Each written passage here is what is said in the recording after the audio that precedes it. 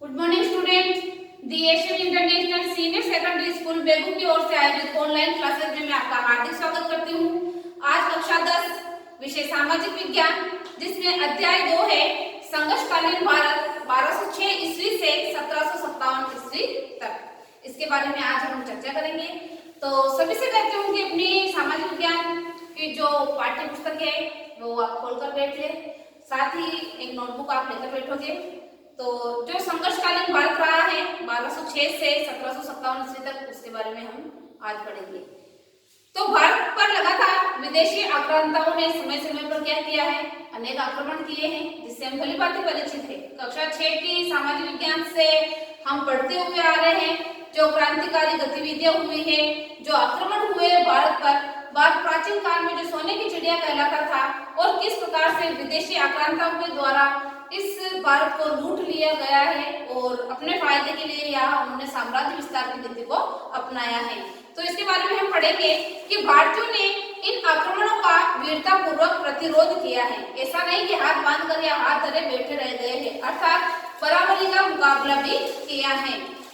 भारतीयों ने प्रारंभिक अरबी एवं मुस्लिम आक्रांताओं को भी पराजित किया था और यहाँ से खदेड़कर उनको फेंक दिया था, अर्थात बराबरी का मुकाबला किया था और भारत को छोड़ने के लिए उनको वापस मजबूर भी कर दिया गया था। आगे आप देखोगे कि 1757 की जो क्रांति हुई थी, अंत की क्रांति है ये इस पाठ में, 1206 से शुरू हो रहा है। लेकिन 1206 से शुरू करेंगे तो सबसे पहले किन किन ने यहाँ पर शासन किया और किसको यहाँ से पराजित होकर भागना पड़ा, उसके बारे में हम एक बार पढ़ लेंगे। आप देखोगे कि 712 ईस्वी में मोहम्मद बिन कासिम सिंध के राजा दाहिर के मध्य भयानक युद्ध हुआ था। किस किस के मध्य? मोहम्मद बिन कासिम और सिंध के राजा दाहिर सेन के मध्य 712 ईस्वी में युद्ध हुआ था। कब हुआ था? 712 में। सभी ने पढ़ रखा होगा इसको। इस बीच संयोगवश एक तीर, जब इन दोनों महारथियों के बीच में युद्ध हो रहा था, उस समय आप देखोगे जो भयानक संघर्ष हुआ था, उसमें संयोग से एक तीर हाथी पर सवार राजा दाहिर के सीने पर जाकर लग गया था। इस कारण राजा की वहीं पर निर्मम मृत्यु हो जाती है। इसके बाद भी राजकुमार जयसिंह व साम्राज्ञी रानी बाई किले की रक्षा के लिए वहां पर डटे रहते हैं। प्राचीन समय से हम देख रहे हैं कि किसी भी युद्ध में या संघर्षकालीन भारत में हम देखेंगे कि जहां पुरुषों ने युद्ध में बराबरी का मुकाबला किया है, वहां की जो वीर नारियां है वो भी पीछे नहीं रही है। महमूद गजनवी को कश्मीर के शाही शासक जयपाल और आनंदपाल से कड़ा संघर्ष भी उस समय करना पड़ा था। मोहम्मद गौरी को उस समय पृथ्वीराज चौहान के हाथों भी कई बार पराजित होना पड़ा था। तो पहले हम देखेंगे कि दिल्ली सल्तनत, इसमें अलग अलग प्रकार से सल्तनतों के बारे में विस्तार से हम चर्चा करेंगे। पहले हम ले लेंगे दिल्ली सल्तनत। दिल्ली सल्तनत के अंतर्गत कितने शासक हुए हैं और उन्होंने किस प्रकार से अपनी राजगद्दी का सही तरीके से प्रयोग किया है, जनता के कितने हित में रहे हैं, इस बारे में हम विस्तार से चर्चा करेंगे। तो पहला पॉइंट आप लिखोगे दिल्ली सल्तनत।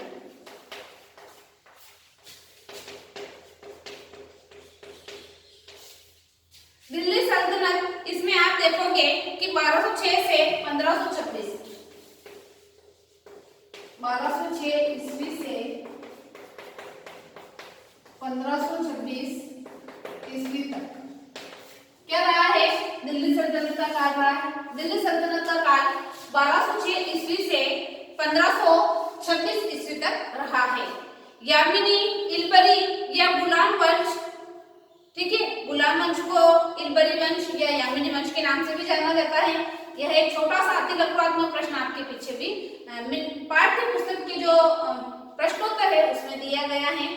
कुतुबुद्दीन ऐबक, जो कि 1206 से 1210, 1206 से 1200 तक इसका शासनकाल रहा है। कुतुबुद्दीन ऐबक का राज्यारोहण 1206 ईस्वी में हुआ था, अर्थात कुतुबुद्दीन ऐबक का जो दिल्ली का शासक था उसका राज्याभिषेक 1206 ईस्वी में हुआ था और उसका शासनकाल 1210 तक चला था। इसको आपको ध्यान में रखना है। इसे लाख पक्ष भी कहा जाता है। और इस चीज को क्या कहा जाता है? 1206 ईस्वी में जो दिल्ली के शासक के रूप में कुतुबुद्दीन ऐबक का राज्याभिषेक हुआ था, इसे लाख पक्ष के नाम से भी जाना जाता है। इसकी राजधानी लाहौर थी। दिल्ली का जो शासक बन गया था, इसकी राजधानी कहाँ पर थी? लाहौर में स्थित थी। इसके दरबार में हसन निजामी संरक्षक का कार्य करता था। कुतुब मीनार की पहली मंजिल ऐबक द्वारा बनाई गई थी। आपने कुतुब मीनार को देखा होगा, अब ये झुकी हुई से प्रतीत होती है, लेकिन इसकी जो पहली मंजिल है वह ऐबक के द्वारा बनाई गई थी। आगे आप देखोगे कि कुतुब मीनार का शेष भाग इल्तुतमिश ने पूरा किया। कुतुब मीनार का पहला भाग किसने बनाया था? ऐबक ने बनाया था। और उसके अंतिम अर्थात दूसरे जो भाग है वह कुतुब मीनार के जो दूसरे भाग है वो इल्तुतमिश के द्वारा पूरे करवाए गए थे। प्रसिद्ध सूफी संत ख्वाजा कुतुबुद्दीन ऐबक बख्तियार काकी की स्मृति में कुतुब मीनार का निर्माण भी करवाया गया था। अर्थात संघर्षकालीन भारत जो है 1206 ईस्वी से 1757 ईस्वी तक उसके बारे में हम पढ़ रहे हैं। आगे आप देखोगे कि प्रसिद्ध सूफी संत ख्वाजा कुतुबुद्दीन बख्तियार काकी की स्मृति में कुतुब मीनार का निर्माण करवाया गया था। किसकी स्मृति में करवाया गया था? बख्तियार काकी की स्मृति में कुतुब मीनार का निर्माण करवाया गया था। समकालीन इस्लामिक साहित्य में ऐसा उल्लेख मिलता है। यह उल्लेख कहाँ मिलता है? हमें इस्लामिक साहित्य जो है उसके अंतर्गत ये सारी जानकारियां हमें प्राप्त होती हैं। सन 1210 ईस्वी में चौगान का अर्थ होता है पोलो खेलते समय घोड़े से गिरकर ऐबक की मृत्यु हो गई थी। कब हुई थी? 1210 में हुई थी। जब यह पोलो खेल रहा था तब क्या हुआ था कि घोड़े से गिर गया था और घोड़े से गिरने के कारण इसको चोट आई थी, जिसके कारण इसकी मृत्यु हो गई। तो इसका साम्राज्य जो था ये खत्म होता है। आगे इसमें हम देखेंगे कि इल्तुतमिश का जो शासनकाल रहा है 1210 से रहेगा। एक के बारे में विस्तार से आप चर्चा करोगे। दिल्ली सल्तनत तो कुल मिलाकर 1206 से 1526 तक है। इसमें पहला जो शासक आएगा वह आएगा इल्तुतमिश।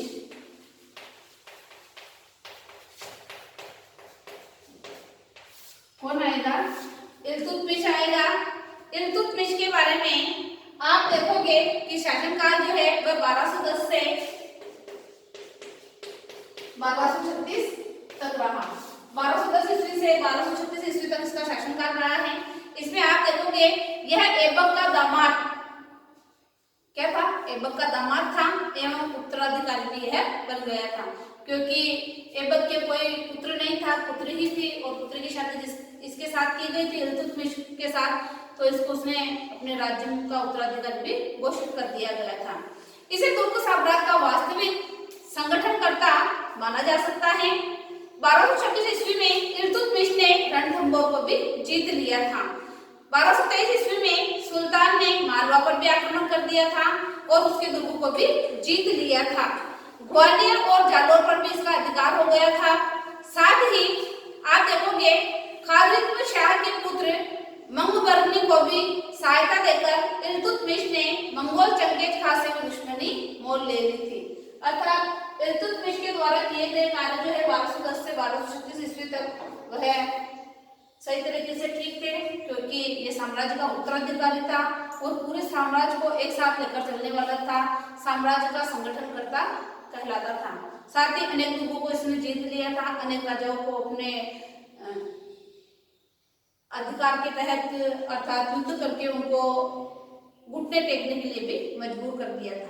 आगे आप देखोगे इसमें दूसरे नंबर पर जो है वह है रजिया सुल्तान।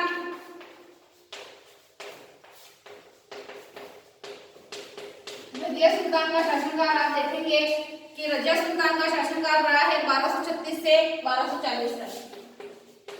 1236 से 1240 तक अर्थात जब इल्तुतमिश की साम्राज्य नीति जब खत्म हुई थी उस समय रजिया सुल्तान की शासक बन गई थी। कुतुबुद्दीन ऐबक के बारे में भी आपने पढ़ा है। अब आप पढ़ेंगे रजिया सुल्तान जो कि 1236 से 1240 ईस्वी तक दिल्ली का शासन जो है अपने हाथ में लिए हुए थी। रुकनुद्दीन फिरोज शाह की हत्या के बाद इल्तुतमिश की पुत्री, यह क्या थी? इल्तुतमिश की पुत्री थी। तो इल्तुतमिश की पुत्री रजिया सुल्तान वहां की शासिका बनी। कहा कि दिल्ली की। इल्तुतमिश ने रजिया को उत्तराधिकारी चुन लिया था। परंपरावादी एवं कट्टरपंथी तुर्की अमीरों ने रजिया का विरोध किया था। आज भी समाज में हम देखते हैं कि महिलाओं को जो पितृसत्तात्मक परिवार है उसमें मातृसत्तात्मक परिवार का दर्जा नहीं दिया जाता है। परिवार के जो प्रमुख कार्य होते हैं उसका पूरा अधिकार पुरुष को ही प्रदान होता है। तो उस समय भी कुछ ऐसा ही था कि किसी भी लड़की को उत्तराधिकारी घोषित नहीं किया जाता था। तो इस समय रजिया सुल्तान को शासिका बना दिया गया था। जो तुर्की वहां के लोग थे उन्होंने इसका कड़ा विरोध किया था। रजिया ने पर्दा प्रथा का त्याग कर दिया था। उस समय पर्दा प्रथा प्रचलित थी, बुर्के में महिलाएं रहती थी। लेकिन रजिया सुल्तान जब शासिका बनी उस समय उसने क्या किया था, पर्दा प्रथा थी अर्थात पर्दे का भी त्याग कर दिया था। और पुरुषों के समान ही कुबा का अर्थ होता है कोट, और पुरुषों के समान ही जो पुरुष वस्त्र पहनते थे वैसे वस्त्रों को पहनना रजिया सुल्तान ने शुरू कर दिया था। साथ ही कुल्लाहा कहा जाता है टोपी को। आप लिखोगे कुबा का अर्थ होता है कोट,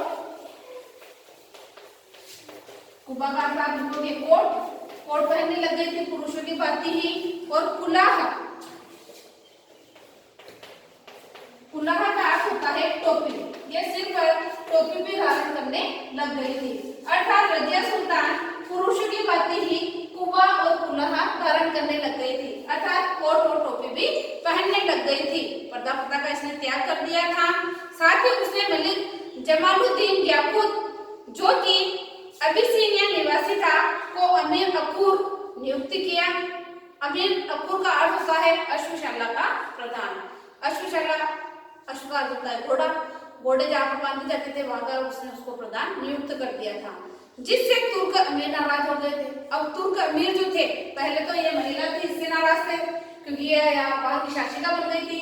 दूसरी बार वो नाराज हुए, कोट और टोपी पहनने लग गई। तीसरी बार वह नाराज हुई, किसी दूसरे व्यक्ति को वहां का अश्व का संचालक का कार्य सौंप दिया गया था। आगे आप देखोगे कि तुर्क अमीर इन सारी चीजों से नाराज हो गए थे। सरहिंद के शासक के विद्रोह को शांत करने के अभियान में भी याकूब ने अपना महत्वपूर्ण योगदान उस समय दिया था। बाद में रजिया ने अल्तुतमिया से ही विवाह कर लिया था, अर्थात जिसको उसने अश्वशाला का संरक्षक बनाया था उस व्यक्ति से उसने विवाह कर लिया था। तो तुर्क अमीर इस चीज से बहुत ही ज्यादा नाराज हो गए थे। परंतु 1240 ईस्वी में उन दोनों को मार डाला गया, अर्थात रजिया सुल्तान को और इसने जिससे विवाह किया था दोनों को क्या कर दिया गया, मार डाला गया। इनकी निर्मम हत्या उस समय कर दी गई। 1240 से 1242 ईस्वी तक बरामह शाह, 1242 से 1246 ईस्वी में महमूद शाह एवं 1246 से 1265 ईस्वी तक नासुरुद्दीन मोहम्मद ने सत्ता संभाली थी। कहाँ की? दिल्ली की। ये सभी अयोग्य शासक थे। ये शासक क्या थे? सभी अयोग्य शासक हुए हैं क्योंकि मदिरापान और साथ ही राजसी वैभव में ही अपना समय व्यतीत करते थे। किसी भी प्रकार से साम्राज्य विस्तार की नीति इन्होंने नहीं अपनाई थी, जिसके कारण धीरे धीरे दिल्ली जो सल्तनत थी उसका भी जो पतन होना था वह निश्चित हो गया था। नासुरुद्दीन महमूद ने पीछे वास्तविक गयासुद्दीन बलबन का था, अर्थात नासुरुद्दीन के बाद बलबन वहां का शासक बनने वाला था। तो आगे हम इसके बारे में लिखेंगे कि रजिया सुल्तान के बाद आता है दिल्ली का जो शासक, वह आता है 1265 से 1296 ईस्वी तक। इसके बीच में जितने भी शासक हुए वो सारे क्या थे? अयोग्य उत्तराधिकारी ही घोषित हुए थे। उन्होंने किसी भी प्रकार से साम्राज्य का विस्तार नहीं किया था। तीसरा आप लिखेंगे इसमें बलबन। इल्तुतमिश हो गया पहला, दूसरा रजिया सुल्तान, और बीच में अनेक आए हैं लेकिन वो क्या थे? अयोग्य उत्तराधिकारी थे, तो उनके बारे में कुछ लिखा नहीं जा रहा है। आगे हम लिखेंगे बलबन जो दिल्ली का शासक बना था। जो योग्य उत्तराधिकारी हुए हैं उन्हीं के बारे में मैं आपको नोट करवा रही हूँ। इसका शासनकाल आप लिखेंगे 1265 से शुरू होकर अंत में लिखोगे 1296 ईस्वी तक। बलबन का जो दिल्ली का शासन काल रहा है उसका समय यह है। उल्गू खा, अर्थात बलबन का नाम उल्गू खा भी था, इल्तुतमिश के चहलगानी अर्थात 40 नामक तुर्की दासों के प्रसिद्ध दल में था, अर्थात 40 दासों का जो एक समूह था उसमें सबसे प्रमुख कौन था? उल्गू खा, और उल्गू खा को ही बलबन के नाम से भी जाना जाता है। वह 1265 ईस्वी में गद्दी पर बैठा था। मंगोलों का सामना करने के लिए एक सैन्य विभाग दीवाने आरिज को पुनर्गठित भी किया गया था। उसने सिजदा और पापोस, सिजदा आप इसका अर्थ जरूर लिखेंगे, सिजदा और आगे आप लिखोगे इसके अंतर्गत सिजदा और पापोस, अर्थात इसका अर्थ क्या होता है यह मैं आपको लिखा रही हूँ या बोल रही हूँ तो आप लिख लोगे। सम्राट के सम्मुख सिर झुकाकर उसके पैरों को चूमना, अर्थात सिजदा और पापोस का अर्थ होता है सम्राट के सम्मुख जाकर सिर झुकाकर उसके पैरों को चूमना। की प्रथा को दरबार में शुरू किया था कि हर व्यक्ति जब दरबार लगता है, जब वहां का राजा बैठता है, शासक बैठता है, तो वहां की जो प्रजा है उनको आकर इस प्रकार से सजदा अर्थात सिजदा और पापोस करना अनिवार्य था। बलबन दिल्ली सल्तनत के प्रशासनिक ढांचे के निर्माताओं में अपना महत्वपूर्ण स्थान रखता है। उसने शत्रुओं के प्रति लोह और रक्त की नीति भी अपनाई थी। यह आप जरूर नोट करेंगे कि लोह और रक्त की नीति अपनाने वाला शासक कौन था, तो वह शासक कौन था, बलबन था। यह भी शायद मेरे हिसाब से आपके पाठ्यक्रम जो पुस्तक है पूरा पाठ होने के बाद जो अभ्यास प्रश्न दिए गए हैं उसमें यह प्रश्न है, तो यह बहुत ही इंपॉर्टेंट प्रश्न है, इसको आप जरूर नोट करेंगे कि रक्त और लोह की नीति को अपनाने वाला शासक कौन था, वह बलबन था। जिसने पुरुषों को मार, यह रक्त और लोह की जो नीति होती थी इसमें क्या कर दिया जाता था कि पुरुषों को मार दिया जाता था, बच्चों और स्त्रियों को उस समय गुलाम बनाया जाता था। अर्थात पुरुषों को तो युद्ध क्षेत्र में पराजित करके मार दिया जाता था, मौत के घाट उतार दिया जाता था और किले पर प्रवेश करके वहां की जो रानियां, वहां की जो स्त्रियां और बच्चे होते थे उनको वह दास बना लेते थे, अपने गुलाम बना लेते थे। 1286 ईस्वी में बलबन की मृत्यु के बाद अमीरों के दलीय संघर्ष में खूनी झड़प हुई और उस समय खूनी संघर्ष होने लग गए थे। क्यूमर्स का वध कर 1290 ईस्वी में जलालुद्दीन खिलजी ने स्वयं को सुल्तान घोषित कर दिया था और बलबन का राजत्व सिद्धांत उस समय प्रसिद्ध रहा था। बलबन की मान्यता थी कि राजा पृथ्वी पर ईश्वर का प्रतिनिधि है। बलबन जो शासक हुआ वह कहता था कि राजा जो है वह ईश्वर का ही प्रतिनिधि होता है, ईश्वर के रूप में वह इस धरती पर जन्म लेता है। राजा साधारण जनता से अलग व्यक्तित्व है, वह ईश्वर द्वारा प्रदत्त गुणों से युक्त है जो उसे शासन करने की शक्ति प्रदान करता है। बलबन तुर्क अमीरों से विद्रोह करता था, वह उनसे भलीभांति परिचित था, इसी कारण उसने दरबार में कठोर अनुशासन बनाए भी रख रखे थे। अर्थात उसने अपने जो शासन काल हुआ है जिसमें दरबार जो लगता था उसमें उसने कठोर नियम बना रखे थे। कानून व्यवस्था की स्थिति को व्यवस्थित करना, चोरों से, डाकुओं से एवं दमन, राजपूत, जमींदारों आदि से वह राज्य की रक्षा करता था। साथ ही इनके विद्रोह को कुचलने में अपनी महत्वपूर्ण भूमिका निभाता था और प्रमुख कार्य समय समय पर करता था। तो बलबन का जो राज्यकाल हुआ है 1265 से 1296 ईस्वी तक रहा है। इसने अपने राज्य को बहुत ही अच्छी तरीके से चलाया है। यह स्वयं को ईश्वर का अर्थात भगवान का प्रतिरूप मानता था और जनता के साथ न्याय की व्यवस्था चलाता था। आगे आप देखोगे कि खिलजी वंश या खिलजी साम्राज्य जो कि 1290 से 1320 ईस्वी तक रहा। खिलजी में आगे आप नोट करोगे खिलजी वंश,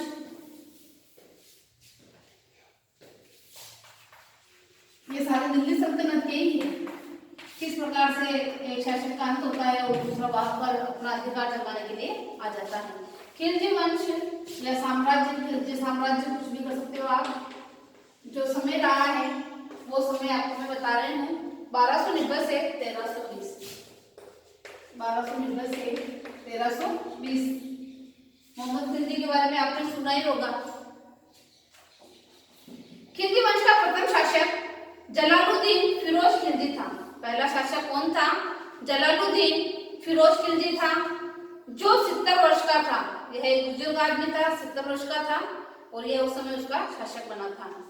इसके भतीजे और दामाद अलाउद्दीन ने इलाहाबाद में उसका 1296 ईस्वी में धोखे से वध कर दिया था। कहा जाता है प्राचीन समय में ऐसा ही होता था कि राजगद्दी के लिए बेटा ही अपने पिता का कत्ल कर देता था या भाई भाई को ही मार देता था। खूनी संघर्ष होता था सिर्फ कुर्सी के लिए अर्थात सिंहासन के लिए। उस समय युद्ध होते रहते थे। तो इसको भी किसने मार दिया था? इसके भतीजे और दामाद ने धोखे से मार दिया था और स्वयं वहां का सुल्तान बन बैठा। कौन बन बैठा था? मोहम्मद खिलजी। अपने 20 वर्षों के शासन में कुछ अपने सुधारों को लेकर अलाउद्दीन की चर्चा होती रही। अलाउद्दीन खिलजी की उस समय चर्चा होती रही है। इसने धोखे से मार दिया था और वहां का शासक बन गया था। उसने सिक्कों पर अपना उल्लेख द्वितीय सिकंदर के रूप में करवाया। हर शासक के काल में सोने के सिक्के जो चलते थे उन पर वह अपने हिसाब से चित्र अंकित करवा सकते थे। तो इसने भी क्या किया था, अलाउद्दीन खिलजी ने भी स्वयं को द्वितीय सिकंदर कह दिया था और सिक्कों पर इस चित्र को भी उकेरा गया था। उसके शासन में कश्मीर व बंगाल शामिल नहीं थे। गुजरात में बघेला राजपूत राजा राय कर्णदेव के खिलाफ सैन्य अभियान भी उसने किया था। अलाउद्दीन ने 1301 ईस्वी में रणथंभौर और 1303 ईस्वी में चित्तौड़ पर भी आक्रमण किया था और उस समय वहां पर जोहर भी हुए थे। 1301 में कहां पर हुआ था, रणथंभौर में, और 1303 ईस्वी में चित्तौड़ में भी जोहर हुआ था। उस समय अलाउद्दीन ने 1301 में रणथंभौर पर आक्रमण किया था, भारी लूटमार की थी और 1303 ईस्वी में चित्तौड़ पर भी आक्रमण कर दिया था। गुजरात अभियान के दौरान उसे अपार धन संपदा प्राप्त हुई है। गुजरात में जो सोमनाथ का मंदिर है इसको अनेक बार इसके द्वारा लूटा गया है। साथ ही एक हिंदू से धर्मांतरित मुस्लिम सेना नायक मलिक काफूर का साथ मिला। मलिक काफूर जो था उसको हम अपने हिसाब से कह सकते हैं कि देशद्रोही का दर्जा उसे दिया जा सकता है, क्योंकि उसने इधर के राजाओं के साथ विश्वासघात करके इसका साथ दिया था अलाउद्दीन खिलजी का। इस मलिक काफूर की सहायता से ही अलाउद्दीन खिलजी दक्षिण भारत में प्रवेश कर सका। मलिक काफूर ने देवगिरी, होयसल राज्य एवं पांड्य राज्य पर भी आक्रमण कर दिया था। अमीर खुसरो के अनुसार काफूर रामेश्वरम तक भी पहुंच गया था। अलाउद्दीन के समय से राजस्व का ढांचा पुनः निर्मित किया गया। विद्रोह पर नियंत्रण के लिए उसने 4 आदेश उस समय जारी कर दिए गए थे, अर्थात अमीर वर्ग की संपत्ति जब्त करना। पहला क्या था, जो भी अमीर थे उनके पास जितनी भी जमीन जायदाद थी उन सबको वह जब्त कर लेते थे। खालसा भूमि को कृषि योग्य बनाकर राज्य में वृद्धि करना। दिल्ली में मद्य निषेध, अर्थात किसी भी प्रकार से शराब का सेवन नहीं किया जाएगा, और गुप्तचर प्रणाली का गठन किया गया। साथ ही अमीरों के परस्पर मेल मिलाप के ऊपर भी उन्होंने रोक लगा दी थी। उसने खलीफा की मान्यता को, अर्थात खलीफा की जो सत्ता थी उसको मान्यता देते हुए स्वयं ने यास्मीन उल खिलाफत नासिरी अमीर उल मोमिनीन की उपाधि भी धारण कर ली थी। खजाउन उल फुतूह में अमीर खुसरो ने अलाउद्दीन को विश्व का सुल्तान और जनता का चरवाहा के नाम से भी पुकारा गया है। सुल्तान ने पुलिस, गुप्तचर, डाक पद्धति एवं प्रांतीय प्रशासन में कई सुधार किए थे। सबसे महत्वपूर्ण सुधार बाजार नियंत्रण था। क्या था महत्वपूर्ण सुधार?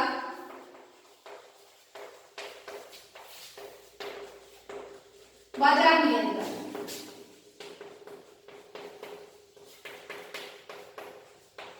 बाजार नियंत्रण के अंतर्गत हम ले सकते हैं कि बाजार में जो भी सामान बिकते थे उसकी जो दर थी उसके द्वारा निश्चित कर दी गई थी।